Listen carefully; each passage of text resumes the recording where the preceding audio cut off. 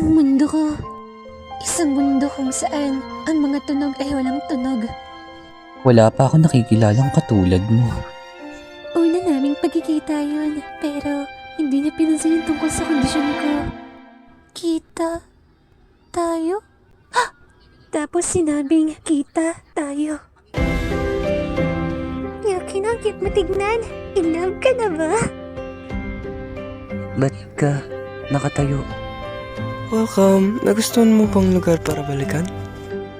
Parang sobrang saya mo kapag kasama mo si Itsumi. Para kang in love na todo. Ako, ba talaga? Wait, ano nga bang pinagkaiba ng love at crush?